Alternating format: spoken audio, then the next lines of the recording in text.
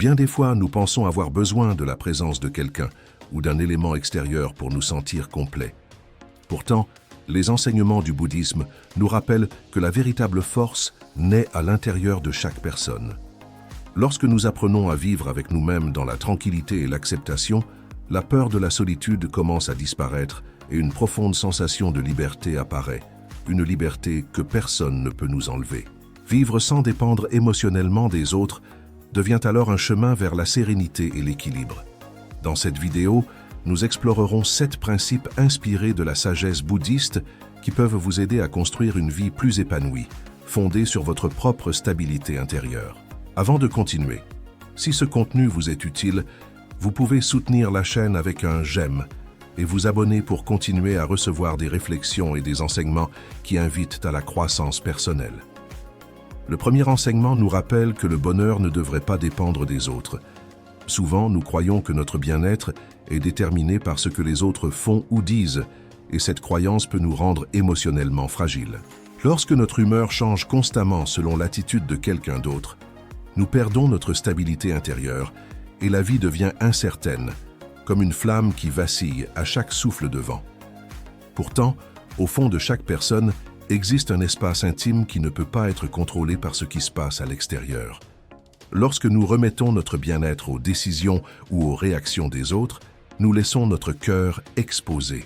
Chaque geste, chaque parole, ou même chaque silence d'autrui acquiert alors le pouvoir de nous élever ou de nous abattre émotionnellement. Avec le temps, cette manière de vivre devient épuisante, car personne ne peut soutenir en permanence ce que chacun doit protéger par lui-même. Retrouver son propre centre est donc un acte de force intérieure. La véritable paix commence à apparaître lorsque nous comprenons que même si nous ne pouvons pas contrôler ce que les autres font, nous pouvons choisir comment répondre à ce qui arrive. Cette compréhension libère une énorme charge émotionnelle, car la peur constante de la déception ou des changements inattendus dans le comportement des autres disparaît.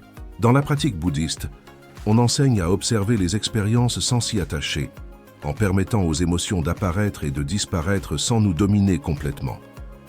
En développant cette capacité d'observation consciente, l'extérieur perd une grande partie de son pouvoir sur nous.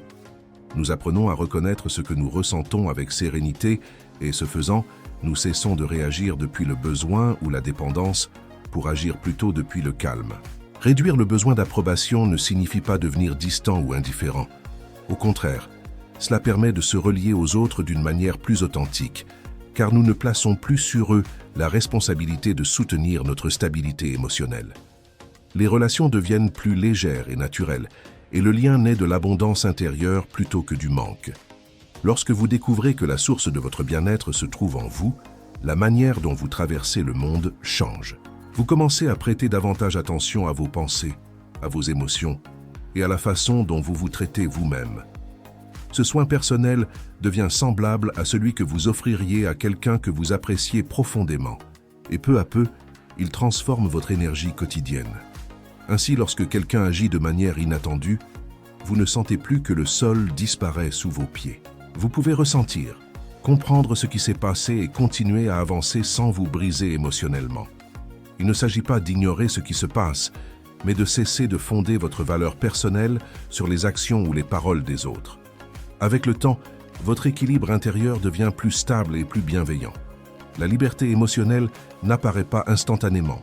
Elle est le résultat d'un processus progressif. Chaque fois que vous choisissez de répondre avec conscience, plutôt que de réagir impulsivement, vous renforcez votre intérieur et vous vous rapprochez un peu plus de cette sérénité qui naît de l'intérieur.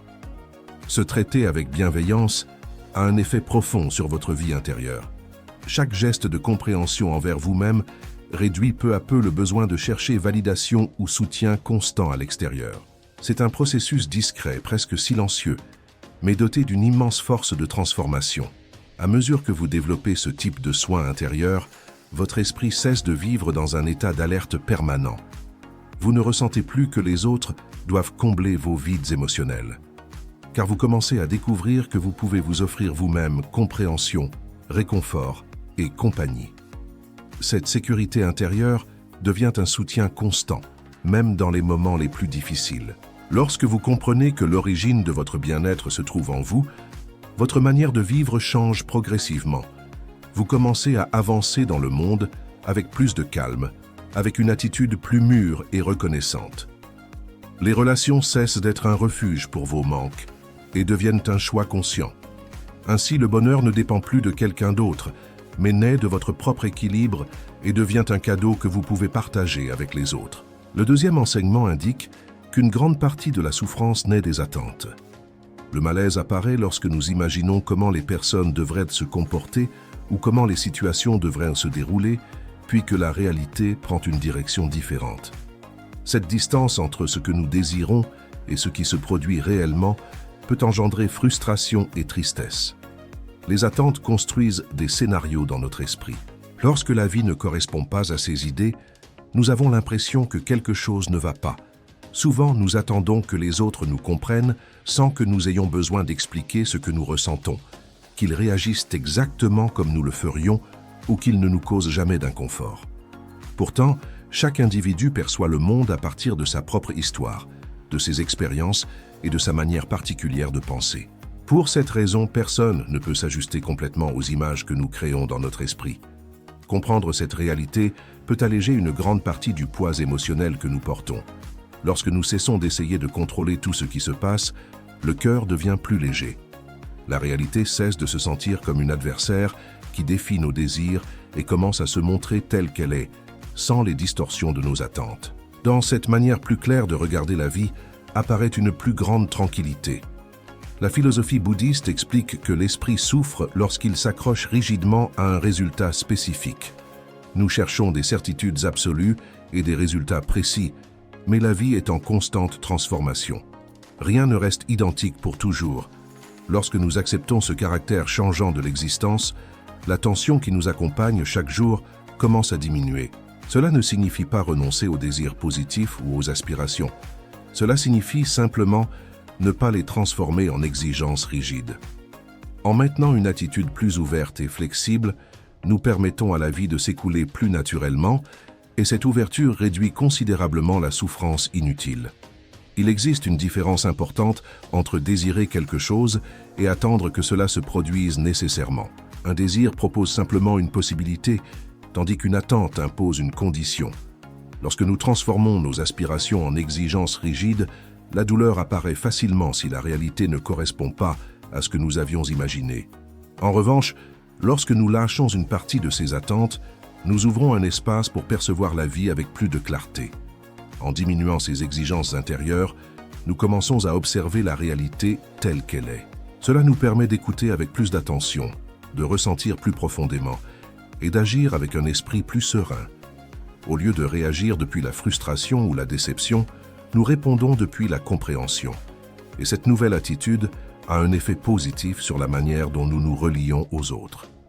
La tranquillité intérieure apparaît lorsque nous cessons d'exiger que tout se déroule selon le scénario que nous avions construit dans notre esprit. Nous comprenons que les personnes changent, que les mots ne sont pas toujours exprimés de manière parfaite et que les plans peuvent prendre des directions inattendues. Loin de nous affaiblir, accepter cette réalité nous rend plus flexibles et plus sages. Lorsque nous apprenons à lâcher les attentes rigides, le cœur cesse de vivre en anticipant d'éventuelles déceptions. Au lieu de rester en tension à propos de ce qui pourrait mal se passer, nous commençons à habiter le moment présent avec davantage de présence. Peu à peu, nous découvrons que la vie continue même lorsque quelque chose ne se produit pas comme nous l'avions imaginé et qu'il est possible d'avancer avec sérénité. Accepter la réalité ne signifie pas se rendre ni abandonner ses objectifs. Cela signifie observer clairement ce qui se passe et agir avec maturité, non pas depuis la frustration. En cessant d'exiger que le monde change selon nos désirs, nous trouvons plus d'énergie pour travailler sur notre propre croissance. Et cette transformation personnelle renforce notre stabilité intérieure. Se libérer des attentes ouvre le chemin vers une vie plus simple et plus authentique. Cela permet d'apprécier ce qui arrive sans le comparer constamment à ce que nous avions imaginé. Cela facilite aussi des relations plus libres où le lien naît du choix et non de la pression. Dans cet espace de plus grande liberté émotionnelle, la paix commence à se faire plus présente. Le troisième enseignement nous rappelle que la compréhension peut dissoudre une grande partie de la colère. Souvent, la colère surgit lorsque nous croyons que quelqu'un nous a délibérément blessés. Pourtant, dans de nombreuses situations, les personnes agissent poussées par leurs propres peurs, leurs insécurités ou leurs difficultés à s'exprimer, sans être pleinement conscientes de l'effet qu'elles provoquent chez les autres. Se souvenir de cette possibilité adoucit la dureté du cœur. Lorsque nous observons le comportement des autres avec plus de profondeur, nous commençons à remarquer que derrière de nombreuses actions qui blessent se trouve souvent de la confusion, de l'insécurité ou une douleur intérieure. Certaines personnes réagissent depuis l'angoisse, d'autres le font par manque de confiance en elles. Comprendre ces racines ne signifie pas justifier ce qui nous affecte, mais cela évite que nous portions une colère inutile. Au lieu d'alimenter le conflit intérieur, nous pouvons observer la situation avec plus de calme. Ainsi, l'esprit cesse de créer des histoires qui amplifient la souffrance, et le cœur trouve un espace plus paisible à partir duquel répondre avec davantage d'équilibre. Dans les enseignements bouddhistes, on explique souvent que la colère ressemble à un feu qui, avant d'affecter les autres, consume celui qui la porte. Souvent, nous pensons que la colère nous protège ou nous donne de la force, mais en réalité, elle finit par nous épuiser intérieurement. La compréhension, au contraire, agit comme une eau rafraîchissante qui réduit l'intensité de ce feu. Elle n'ignore pas l'émotion ni ne la nie, mais elle la transforme. Lorsqu'une personne se comporte de manière brusque ou blessante, il peut être utile de se demander quelles émotions peuvent se cacher derrière cette attitude. Peut-être que cette personne traverse un moment de fatigue, de confusion ou de tristesse. Nous ne pouvons pas toujours le savoir avec certitude, mais envisager cette possibilité nous aide à développer davantage de patience. Et cette patience évite des réactions impulsives qui pourraient ensuite provoquer des regrets. Comprendre nous invite aussi à regarder vers l'intérieur. Nous commençons à remarquer comment le corps se tend ou comment l'esprit s'accélère lorsque la colère apparaît. Cette simple observation nous permet de faire une pause, de respirer profondément et de répondre avec plus de calme. Dans ce petit moment de silence, l'intensité de la colère commence à diminuer. La sérénité apparaît lorsque nous cessons de voir l'autre comme un adversaire. À la place, nous reconnaissons un être humain qui affronte lui aussi des difficultés, des peurs ou des blessures émotionnelles. Tous, d'une manière ou d'une autre, portons des expériences qui influencent notre comportement. S'en souvenir peut nous rapprocher des autres au lieu de nous en séparer. Comprendre ne signifie pas accepter des situations injustes, ni permettre que d'autres nous blessent. Cela signifie agir avec plus de clarté. Nous pouvons établir des limites fermes sans recourir à la haine, exprimer ce que nous ressentons sans élever la voix, ou nous éloigner d'une situation sans garder de ressentiment. Cette clarté intérieure nous aide à prendre des décisions plus équilibrées, fermes mais aussi respectueuses. Lorsque vous choisissez de répondre avec compréhension, de nombreuses situations cessent de vous piéger émotionnellement. Les réactions deviennent moins intenses et vous apprenez à agir depuis le calme plutôt qu'à réagir impulsivement. Dans ce nouvel espace intérieur, la tranquillité trouve une place plus stable et durable. Le quatrième enseignement parle du détachement comme d'une source de liberté. L'attachement apparaît lorsque nous essayons de sécuriser quelque chose que nous craignons de perdre, même lorsque nous n'avons pas de véritable contrôle sur cela. Cette peur génère de la tension et nous fait vivre dans une anxiété constante. Souvent, nous confondons l'attachement avec l'amour, mais en réalité, ce sont des expériences très différentes. L'amour s'écoule naturellement, tandis que l'attachement tente de retenir et de contrôler. Lorsque nous nous accrochons trop, l'esprit se remplit d'inquiétude à propos de ce qui pourrait arriver dans l'avenir. Nous commençons à imaginer des scénarios qui n'existent pas encore et nous souffrons à cause d'eux avant même qu'ils ne se produisent. Cette charge émotionnelle nous éloigne de la tranquillité du présent, transformant ce qui pourrait être vécu avec légèreté en quelque chose de lourd. Lâcher prise ne signifie pas cesser d'aimer ni s'éloigner des personnes importantes. Cela signifie plutôt permettre à chaque relation d'avoir de l'espace pour respirer, sans pression ni exigence constante. Lorsque nous cessons d'essayer que tout reste exactement identique, les liens deviennent plus authentiques. Chaque geste naît alors de la liberté et non de la peur. Les enseignements bouddhistes rappellent que la souffrance apparaît lorsque nous essayons de retenir ce qui, par nature, est destiné à changer. Rien ne reste identique pour toujours. Les personnes évoluent, les circonstances se transforment et les chemins changent avec le temps. Résister à cette réalité ne fait que générer davantage de douleur. Pratiquer le détachement permet de découvrir qu'il n'est pas nécessaire de contrôler chaque détail pour se sentir en sécurité. Peu à peu, apparaît un sentiment de soutien intérieur plus profond. À partir de cet espace, il devient possible d'aimer avec plus de douceur, non depuis le manque ou le besoin, mais depuis un sentiment de plénitude. Lâcher prise implique aussi de faire confiance. Confiance que ce qui doit rester restera. Confiance que ce qui s'en va laisse une forme d'enseignement. Et confiance en sa propre capacité à continuer d'avancer sans perdre l'équilibre. Cette confiance ouvre la porte à une forme de calme différente. Le détachement offre de la clarté pour prendre des décisions sans peur. Il permet d'accueillir avec joie ce qui apporte quelque chose à votre vie et aussi de dire non avec fermeté lorsque c'est nécessaire, sans craindre de perdre l'affection. De cette manière, vous pouvez accompagner les autres sans cesser de prendre soin de vous-même, renforçant ainsi la qualité de vos relations. Lorsque nous cessons de nous accrocher rigidement, la vie retrouve son rythme naturel. Tout devient plus léger parce que nous n'essayons plus d'arrêter ce qui change inévitablement. Accepter cette dynamique réduit profondément la souffrance. Aimer avec détachement signifie offrir une présence sans chaîne, une compagnie sans imposition et de l'affection sans besoin de posséder. Aimer avec liberté implique de permettre à l'autre d'être réellement qui il est. Lorsque deux personnes se relient depuis ce respect mutuel, une tranquillité apparaît que la peur ne pourrait jamais offrir. Dans cet espace de confiance partagée, naît une forme de paix beaucoup plus profonde et authentique. Le cinquième enseignement parle précisément d'aimer sans chercher à contrôler. L'amour véritable ne naît pas du désir de diriger la vie de quelqu'un, mais du désir sincère que l'autre puisse vivre avec liberté et bien-être. Lorsque nous essayons de surveiller chaque décision ou chaque pas de l'autre, la relation commence à se remplir de pression et de tension. Aucun lien ne peut se développer sainement sous une surveillance constante. En revanche, lorsqu'il existe de la liberté, l'affection trouve un terrain où elle peut se développer naturellement. L'impulsion de contrôler naît souvent de la peur, peur de perdre quelqu'un, peur d'être remplacé ou de ne pas se sentir suffisant. Pourtant, aucun cœur ne peut se sentir à l'aise lorsqu'il vit limité par la méfiance. Lorsque nous laissons derrière nous ce besoin de contrôler, l'amour change de nature. Il cesse de se fonder sur l'insécurité et commence à s'appuyer sur la confiance. Accompagner quelqu'un ne signifie pas décider à sa place, mais marcher à ses côtés avec respect.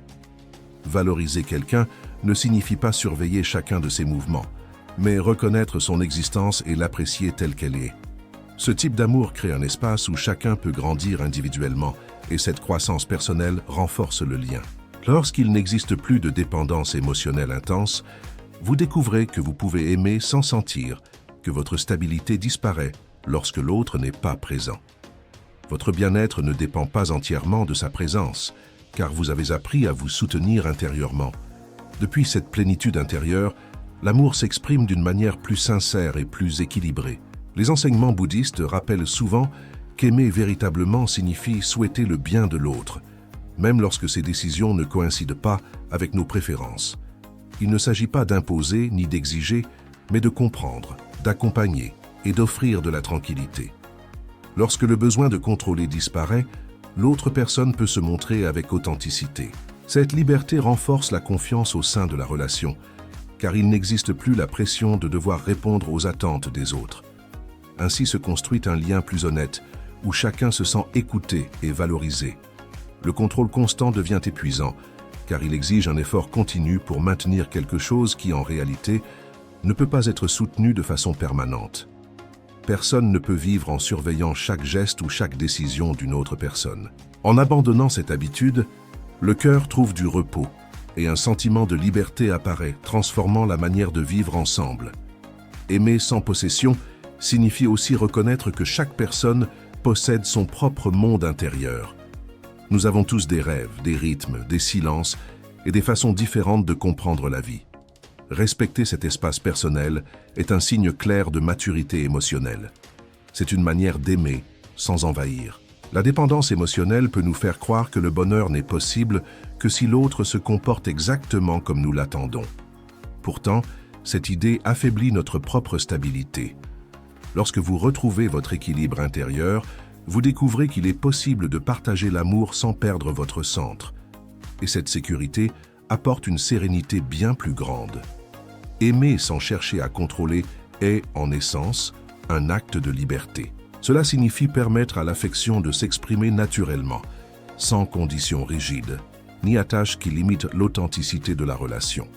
Aimer de manière saine implique de prendre soin sans envahir, d'apprécier sans imposer de conditions et d'accompagner sans exercer de pression. Lorsque l'affection s'exprime de cette manière, le lien devient un espace sûr où chacun peut se sentir tranquille et valorisé. Le cœur trouve alors un lieu de repos, un refuge où le respect et la compréhension soutiennent la relation. Le 6e enseignement nous parle du pouvoir de la compassion pour transformer la manière dont nous nous relions aux autres. Lorsque nous nous rappelons que chaque personne porte en elle une histoire, faite d'expériences, de blessures et d'apprentissages, notre regard change. Au lieu de réagir impulsivement, nous répondons avec davantage de sérénité et de compréhension. De nombreux conflits apparaissent parce que nous observons seulement les actions extérieures, sans essayer de comprendre les émotions qui les provoquent. Derrière une parole dure ou une attitude brusque peuvent se cacher de la fatigue, de la peur ou de la confusion. En reconnaissant cette possibilité, le cœur devient plus ouvert et la colère perd de son intensité. La compassion n'est pas un signe de faiblesse. Au contraire, elle reflète une compréhension plus profonde de la nature humaine. Elle permet d'agir avec fermeté, sans perdre sa sensibilité. À partir de cette attitude, il est possible d'établir des limites claires sans causer de dommages inutiles et d'exprimer ce que nous ressentons sans élever des barrières entre les personnes. Lorsque nous regardons les autres avec compassion, nous comprenons que chacun affronte ses propres luttes. Personne n'est totalement libre d'insécurité, de doutes ou de moments difficiles. Cette compréhension crée un pont invisible qui rapproche les personnes et rend les relations plus légères et plus humaines. Cependant, la compassion ne doit pas être dirigée uniquement vers les autres. Il est également important d'apprendre à nous traiter avec la même bienveillance. Souvent, nous sommes plus sévères avec nos propres erreurs qu'avec celles de n'importe qui d'autre, et cette dureté finit par épuiser notre monde intérieur. Pratiquer la compassion envers soi-même signifie accepter ses erreurs sans se punir constamment, reconnaître ses propres limites sans ressentir de honte et se parler avec la même compréhension que l'on offrirait à un être cher. Cette attitude renforce l'équilibre intérieur et apporte une sensation de calme. Lorsque nous cultivons cette compréhension intérieure, nos décisions deviennent plus claires. Nous cessons d'agir poussés par la culpabilité ou la peur et commençons à nous guider par le soin et le respect envers nous-mêmes. Cette nouvelle manière d'agir favorise également des relations plus saines et plus sincères. La compassion aide aussi à arrêter les réactions impulsives qui pourraient aggraver une situation. Avant de répondre, nous respirons. Avant de juger, nous observons. Ce petit espace de pause peut complètement transformer la manière dont nous faisons face à un conflit en nous permettant de choisir une réponse plus calme. À mesure que cette manière de regarder la vie se pratique, les tensions diminuent et la coexistence devient plus harmonieuse. Peu à peu, nous découvrons qu'il est possible de se relier aux autres sans tant de défense ni de barrière, en construisant des liens plus authentiques. Le 7e enseignement invite à vivre dans le présent pour apaiser l'esprit. Souvent, les pensées se déplacent constamment entre ce qui s'est déjà produit et ce qui pourrait arriver dans l'avenir. Ce va-et-vient mental épuise le cœur, car il nous maintient prisonniers entre des souvenirs qui ne peuvent plus être changés et des inquiétudes qui n'existent pas encore. C'est pourquoi le moment présent devient un refuge. Lorsque nous dirigeons notre attention vers l'instant actuel, quelque chose en nous commence à se détendre. Nous cessons de lutter contre le passé et nous cessons d'imaginer des problèmes qui n'arriveront peut-être jamais. Le présent est simple et direct. Dans cette simplicité apparaît la clarté. Pratiquer la pleine conscience ne nécessite pas d'action complexe. Cela peut commencer par quelque chose d'aussi simple que remarquer sa respiration, écouter un son proche ou prêter attention à ses propres pas. Cet acte d'observation aide à ordonner l'esprit et nous ramène au seul moment qui existe réellement. Le passé peut offrir des apprentissages précieux, mais il ne devrait pas devenir une prison émotionnelle. Lorsque nous restons trop longtemps dans des souvenirs douloureux, nous revivons des expériences qui sont déjà terminées. Revenir au présent brise ce cycle et permet d'avancer avec plus de légèreté. L'avenir peut également devenir un fardeau lorsque nous le remplissons de suppositions et de peurs. Souvent, nous imaginons des situations négatives et nous souffrons avant même qu'elles ne se produisent. Pourtant, aucune inquiétude ne peut changer quelque chose qui n'est pas encore arrivé. Rester dans le moment présent réduit ce poids inutile. Avec la pratique, vivre dans le présent apprend à l'esprit à se reposer. Les pensées continuent d'apparaître, mais elles cessent de nous dominer. Nous apprenons à les observer, à respirer et à ne pas nous laisser emporter par elles. Ce simple choix quotidien peut transformer la manière dont nous expérimentons la vie. Lorsque l'esprit cesse de courir d'un côté à l'autre, une plus grande clarté apparaît. Les émotions sont observées avec plus de douceur et les décisions se prennent sans la pression constante de la peur. Le moment présent révèle des réponses que le chaos mental cache souvent. Être ici et maintenant ne signifie pas ignorer les responsabilités, mais les affronter avec davantage de tranquillité.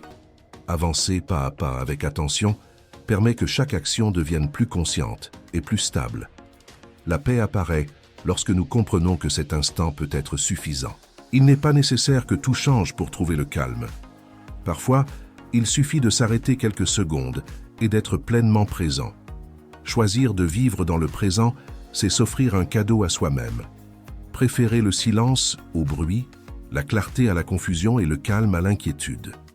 Lorsque nous demeurons dans cet espace intérieur, le cœur se sent plus léger et la vie acquiert un sentiment d'harmonie plus profond. Si ce message vous a été utile, vous pouvez partager dans les commentaires laquelle de ces enseignements vous a le plus fait réfléchir.